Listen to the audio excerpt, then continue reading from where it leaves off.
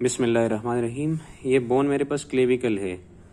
अब clavicle bone के बारे में अगर हम थोड़ा सा इसका इंट्रो कर लें तो क्लेविकल बोन जो है ये हमारे पास वो वाइड लॉन्ग बोन है जो कि हमारी बॉडी में हॉरिजॉन्टली प्लेस होती है।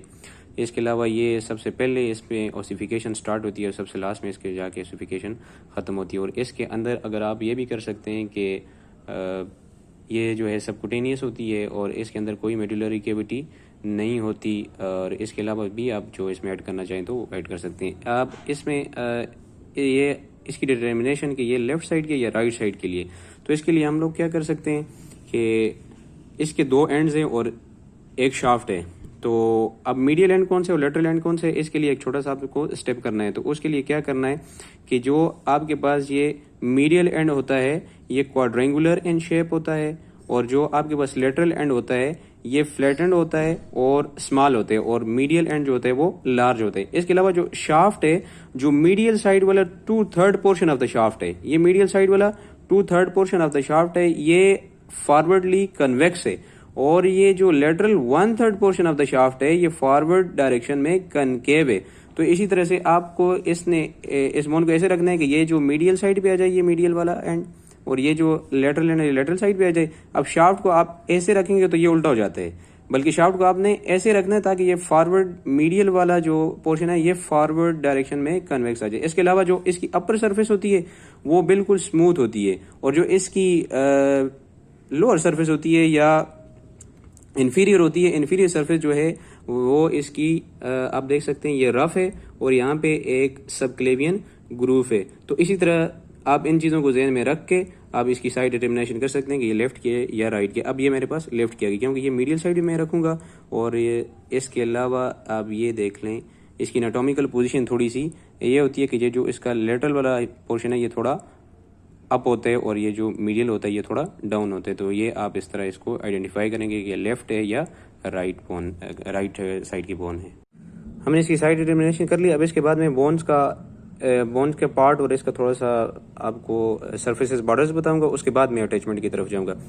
तो इसमें अगर मैं बात करूं तो जो मीडियल वाला एंड है हमारे पास तो उसमें 4 सरफेसेस बन जाएंगी। तो सरफेसेस आसान है, आप देख सकते हैं कि हमारे पास क्या बन जाएगी, सुपीरियर बन जाएगी, जो नीचे होगी वो इन्फीरियर हो जाएगी।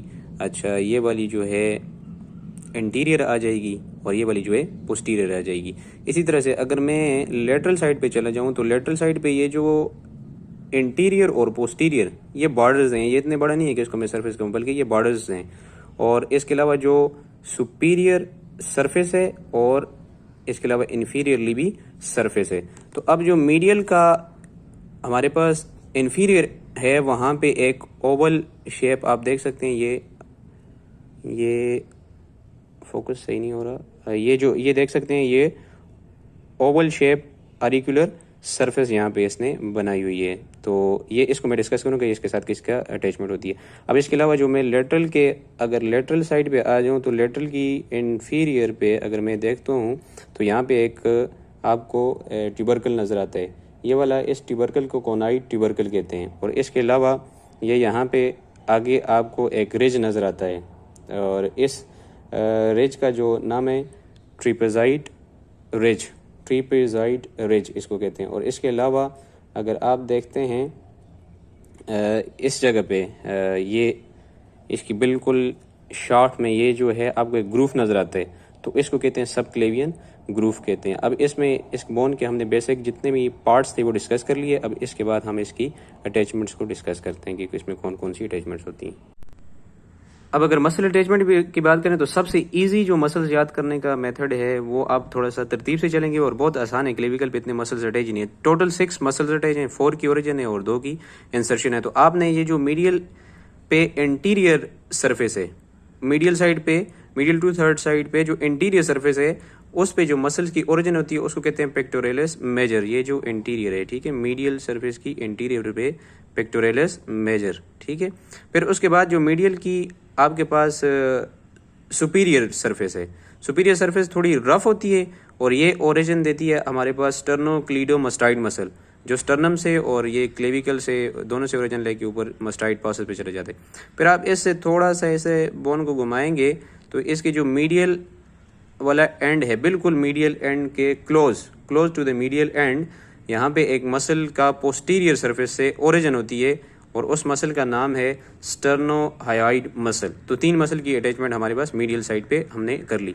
फिर उसके बाद में लेटरल साइड पे चला जाता हूँ।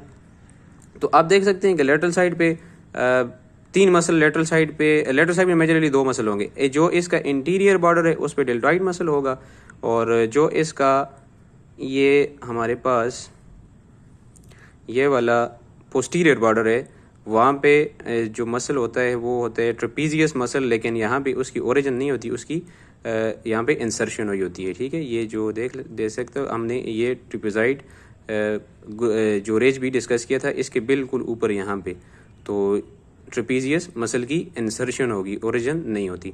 ठीक है, फिर उसके बाद इसकी अगर इन्फीरियर साइड पे आप आ जाते हो तो यहाँ पे आपने एक बात की थी कि यहाँ पे ग्रूव होते हैं ना, सबक्लेवियन ग्रूव। तो सबक्लेवियन ग्रूव के अंदर जिस मसल की आके इंसर्शन होती है उसका नाम होता है आपके पास सबक्लेवियस मसल। तो ये हमने मसल आसानी के साथ इसमें कर लिए, मतलब 4 की ओरिजिन है और 2 की इंसर्शन है। हमने मसल कर लिए थे। अब इसके लेगामेंट्स और इसका जो आर्टिकुलेशन है जॉइंट से उसको डिस्कस करते हैं। तो यहाँ से पहले मीडियल की तरफ है, तो स्टर्नम के साथ ये अपना जॉइंट बनाएगी, तो इसके लिए इसका नाम होगा स्टर्नोक्लेविकुलर जॉइंट।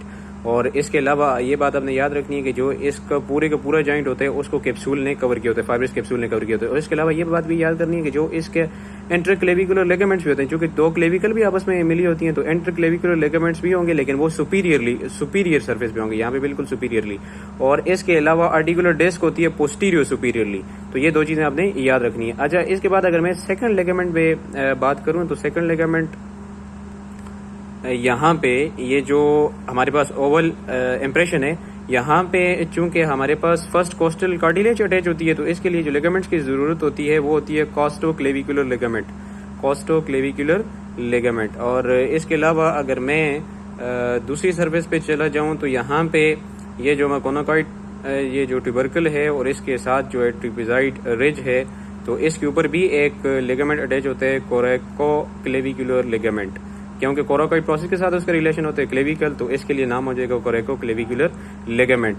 अच्छा, इसके अलावा ये भी आर्टिकुलेट करता है एक्रोमियन ऑफ द स्केपुला के साथ, तो इसलिए इसका जो हमारे पास जॉइंट हो जाएगा वो उसका नाम हो जाएगा एक्रोमियोक्लेविकुलर जॉइंट। और एक्रोमियोक्लेविकुलर जॉइंट भी सारे का सारा जो है उसको भी कैप्सूल ने सराउंड किया होता है। तो इसी तरह से हमने लेगामेंट्स और इसके जो हमारे पास जॉइंट्स थे उसको भी डिस्कस किया। आखिर में एक बात ये भी याद रखें कि इसको एक्रोमियल एंड भी कहते हैं और इसको स्टर्नल एंड भी कहते हैं। ये हमारा सारा क्लेविकल के जो भी था ये हमने कंप्लीट कर लिया।